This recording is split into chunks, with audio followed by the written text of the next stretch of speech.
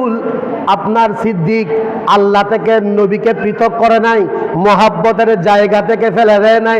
সেজন্য আমার আল্লাহ হুকুম দিয়েছেন আমি জিব্রাইলকে যেন আংটির মধ্যে আল্লাহর নামের পরে নবীর নামের পরে যেন সিদ্দিক আকবরের নাম যেন থাকে, সেটা মহান আল্লাহর হুকুম।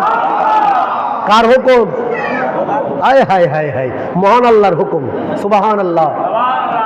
তাবুক যুদ্ধের সময় আমার নবী সাহাবায়ে কেরামদেরকে আহ্বান করলেন। কোন যুদ্ধ?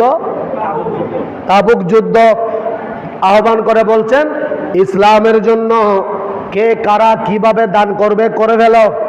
হযরতে উসমান যুন্নুরাইন রাদিয়াল্লাহু তাআলা আনহু সম্পদকে দুই ভাগ করলেন।